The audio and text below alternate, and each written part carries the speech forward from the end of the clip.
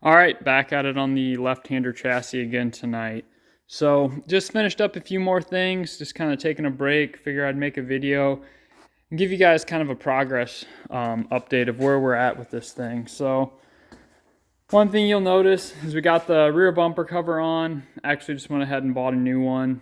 So I'm really happy it looks good. We've got probably about 60% of the bracing on the body. So I still have a decent amount more to go, but it's pretty solid right now, and I'm not worried about like any stress on the body or anything like that. It's completely good for in the shop. It's just not race ready yet. Just need to add some more support. But one thing I'll show you guys is this rear bumper bracing. I like how this came out.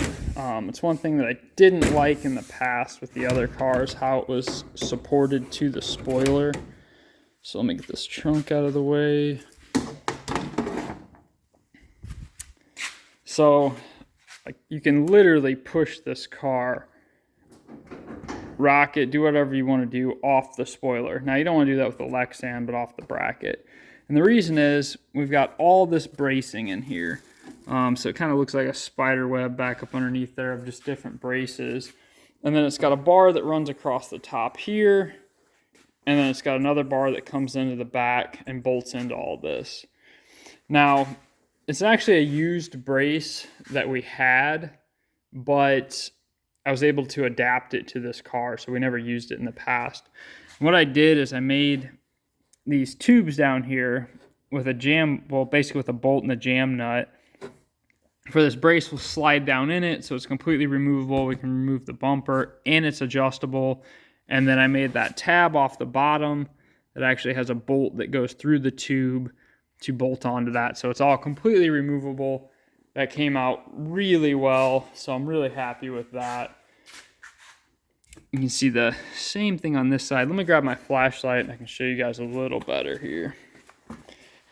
Shop's kind of a mess. I've been hard at this thing. I've had a lot of other projects come up that I always tell everyone I don't do side work, and I don't, but I do a lot of side work for a guy that doesn't do side work.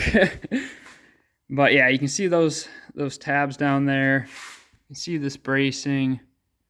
Super happy with that, and this thing is just rock solid. Now, the whole purpose of that is just for the spoiler. There's still the secondary actual bumper that's below that, and that's for impacts in the bottom. But this is actually going to allow any of the downforce to actually transfer to the chassis. The old car, I think it just had too much flex. I mean, we braced it, but not to this extreme. And it's definitely worth something in my opinion. You've got to be able to transfer that downforce. So let's say we didn't have this brace and we just had the spoiler mounted like this. Well, all that's going to happen is the bumper's just going to deflect. You're going to get some energy transferred from your spoiler, but not all of it, because it's going to be absorbed in that bumper cover. So I'm really happy with that. We got the fuel cell back in it. I got that cleaned up a little bit, and I think I showed you guys, but I'll show you again. One really unique thing is this fuel cell is actually notched out around the differential, and what that does is it's moving that weight more towards the center of the car.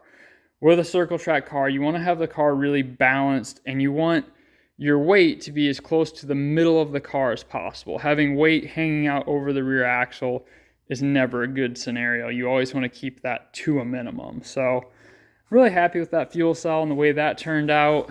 One of the next things is we got this window net in. I actually just finished this up. So it's just the traditional buckle style. And then it slides in back here, put a tab on there, makes it really easy to operate. I can do it one-handed. I can do it from the inside of the car, the outside of the car. It just makes it super simple. The one thing I did is I bolted, and let me show you with the light here again. I bolted it up there to that tab instead of welding it. And the reason is, I've seen in the past when you weld these, sometimes it'll warp the spring metal in here and they just do not work correctly. And it really sucks to weld one on and then have it not work very good. So a bolt could always work its way loose, but I Loctited it, so we should be good. But Yeah, it just really sucks when you weld one in and then turns out it's no good. Also got the seat mounted in there. I used, let's see if I can show you there. That's 1.5 by 1.5 tubing, and I welded that to the original plate there, just to get myself in the car the way I wanted to be positioned.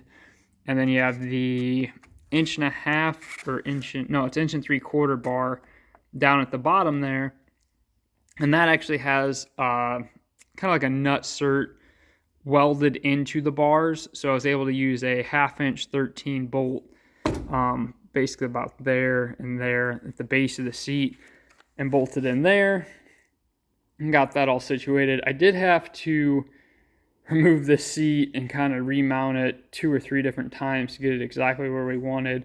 My dad helped out a lot on that. I was starting to get frustrated because I would get the seat where I wanted as far as visibility in the car, where I felt comfortable, centered in the steering wheel, everything was good that way. But then the problem was my head was too close to the roll cage up here. So I just couldn't get everything dialed in. There was always something just not quite right. And we nailed it where it's at right now. We've got a perfect balance of head clearance and being comfortable in the car and being centered with the steering wheel. The one nice thing about this steering wheel is it is kind of fully adjustable. It will go up and down and in and out. It's collapsible and adjustable, so it makes it really nice for different drivers. One, I don't know if it's a negative, but one unique thing about this column is it does take a special quick release hub. And I know this because we learned it the hard way. This car came with this steering wheel, this hub, and this column. But this steering wheel would never lock in place. It would just pull off if you pulled on it. Right there, I had to pull the quick release, then it came off. Well, what the problem was is if you do not have adjustable column, your groove is about right here, kind of right about where you see it actually. What we did is move this up about 150 to 200 thousandths, and then had to take about 150 to 200 thousandths off the face of it because this hub is not the correct one for, and you actually see where those pins are. Those pins are what locks into that groove. Those pins were in the wrong location. They needed to be, let me think about that, deeper for this particular column. Well, long story short, we were able to machine this piece and make it work. But what I figured out throughout all this was someone had taken the steering wheel out of this car and just put this one in place of the original steering wheel, and that's why it never worked. But what threw me off is this car originally came with a sweet steering column, a sweet steering hub. This is a sweet steering column and hub. So I was thinking this was the original stuff to the car. Well, no, it just happened to be whoever took the original steering wheel replaced it with another sweet one, just not the right one for the column. So glad we figured that out. Like I said, that was a bit of a headache, but it didn't cost us anything, just some time, a little bit of machine work. My dad was able to knock that out. But it's just a little bit frustrating because you look up those hubs and they're literally all the same, except if you have a sweet collapsible / adjustable column. So it took me a little bit of time and some research to figure that one out. But yeah, I'm not moving along as quickly as what I would have liked. And it's just all these little things. That seat kind of kicked my butt. And then that steering column did a little bit. I did also get the seat belts in down here. I'm going to put the backs in tonight.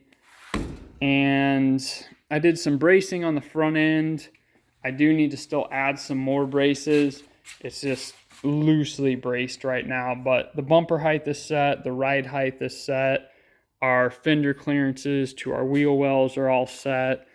The body's all in position. Where it is at is where it's going to stay. So now it's just a matter of going back and just kind of doing all the final braces. I'm absolutely replacing this windshield. We messed around with trying to wet sand and buff over there. That was also a bit frustrating, and it's just not working very well. So It definitely doesn't seem like this was the scratch resistant version. And I think that's why this thing's in such horrible condition. But if I go back with a non-scratch resistant version, I can probably just buy a 4x8 sheet and cut it out. Probably have like $150 into it. If I buy the pre-cut scratch resistant version, that's like $350. Can't decide which way I'm going to go yet, but I'm definitely replacing it. That looks horrible. And you can't see out of it where they painted this down so far that it blocks my vision. I don't like that at all. But also, this has 3 braces across the front windshield. I don't care for that either with visibility. I'd rather just have the one in the center. And that's all we've ever had. If you were racing at a much larger track with much higher speeds, you'd probably need all 3. But for our local track or any of the tracks we would ever run, we're never going to need all 3. Same thing with the back. The back window I really don't care too much about. I might lightly tint it just because you cannot run mirrors in this class, so you'll never be looking out the back window. So long as it looks good, I don't really care too much. I'd honestly run without a back window if I could, just because there's so much heat that you get in these cars. If you run no back window, it does help quite a bit. But class rules, you're supposed to have a rear windshield. Not everyone does, but you're supposed to, so we're going to start off that way. But I think that'll be it for tonight. I'm going to work on finishing the seatbelts tonight and clean up the interior a little bit more. And I may work on a little bit of the bracing depending on how late it gets. But I just want to give you guys an update, show you guys what this thing's looking like. I'm still planning on getting this thing done. I don't think I'm going to hit my 1-month deadline, but I'm still going to get it out this year. I'm still going to race it this year, and we're still going to have some fun. That's what it's really all about. So don't forget to like and subscribe. Keep it saucy.